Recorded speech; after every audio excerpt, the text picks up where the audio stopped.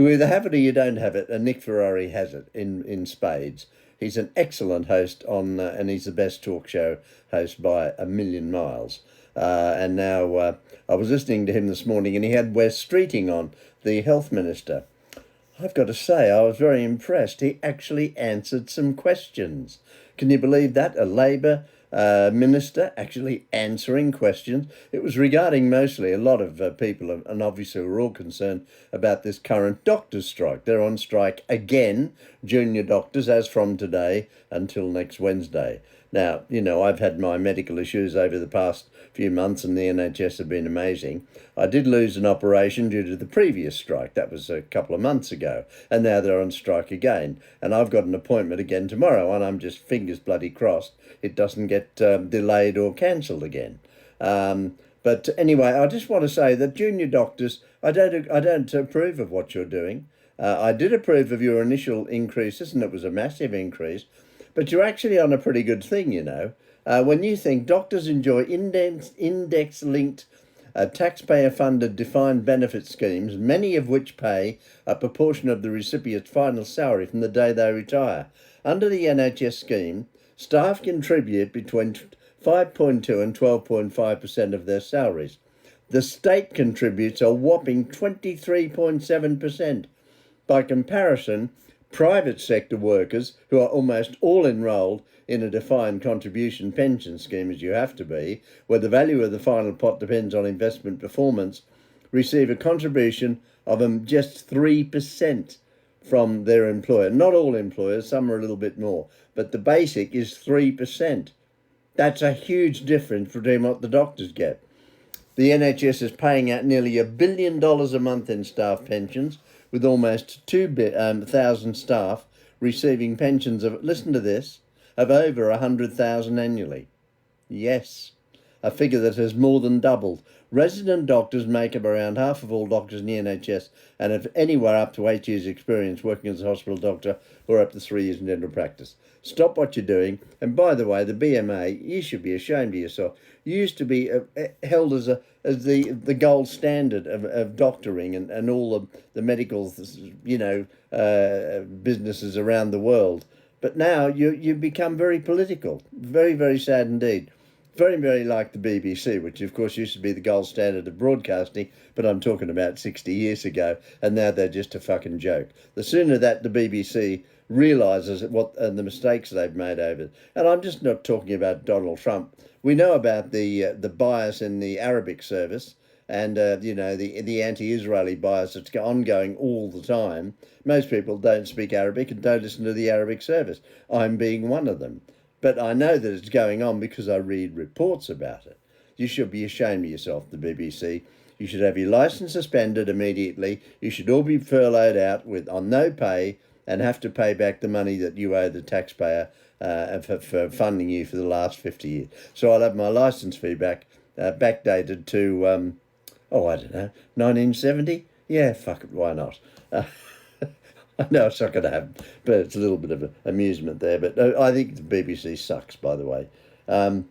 US News, of course, Donald Trump is talking about suing them. Will he? I don't know. And if he does, it's the British taxpayer who'd have to pay the money because it's a slam dunk case. They did edit those bloody tapes, didn't they? There's no question about that. But he's got a few problems of his own now, Donald. And, Donald Trump, the President of the United States, and we need him to be stronger.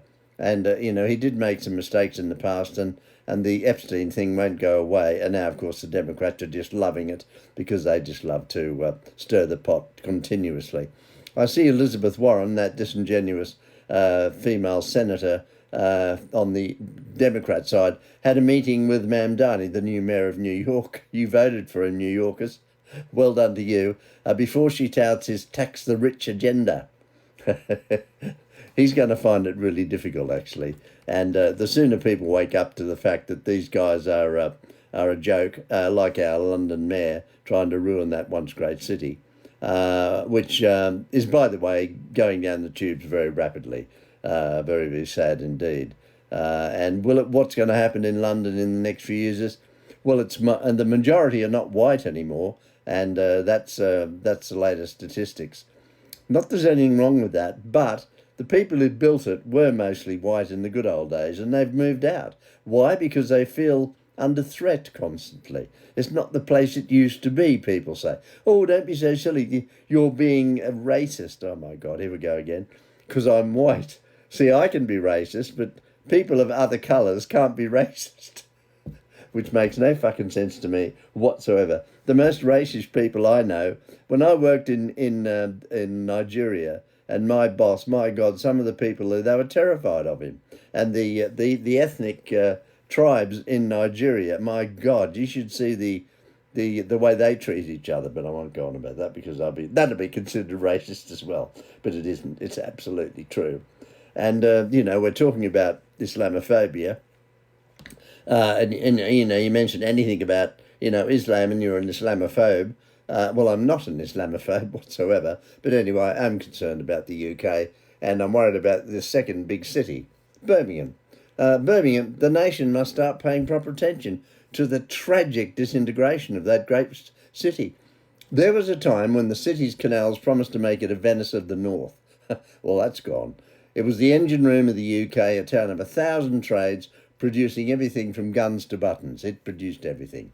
Even as industry began to crumble, it showed promise to pivot into a cradle of innovation. Not only was it the birthplace of heavy metal and the Odeon cinema chain, interesting, it was also once the crucible for creative giants from J.R.R. Tolkien to Robert Plant. Today it's the poster child for national decline. It's going down the shitter faster than San Francisco or Los Angeles. That's saying something. The mention of the city evokes images of striking Benmen, rats as big as cats, no-go Islamic enclaves, seriously, and slum neighbourhoods and a stillborn city centre. I've never been to the centre of Birmingham and have no desire what to go there. Strangled by a dreadful ring road. Have you ever seen that ring road? I've driven on that ring road. It's terrifying.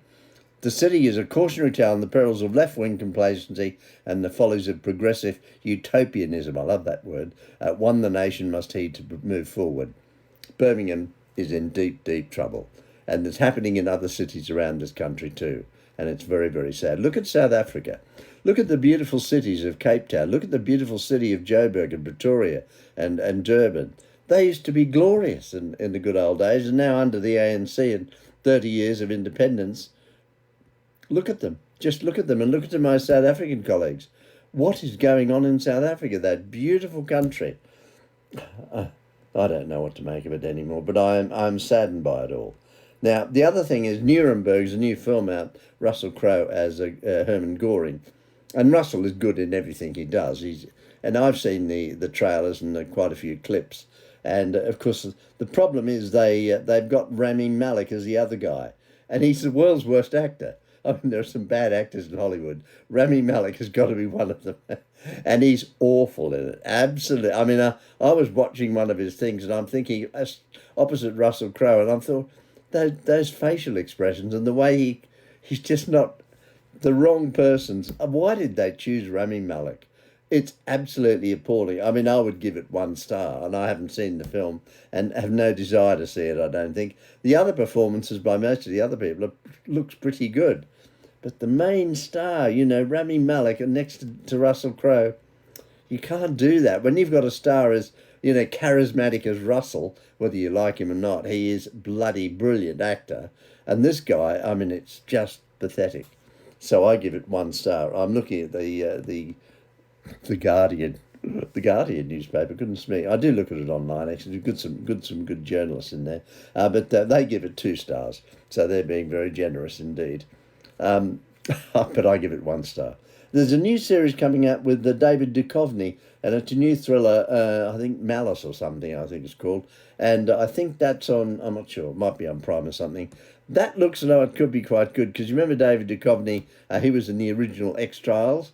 And he also was in another series where he was a Hollywood guy, and he was, quite a man about town, if you know what I mean, driving an old Porsche. Remember that series? I thought it was brilliant, by the way. It came out years ago. Look, I've got to go. It's coming up 10 minutes. I love you all. Friday morning, and it's pissing down with the rain here, and I love you all. Take care. Look after yourself, for Pete's sake.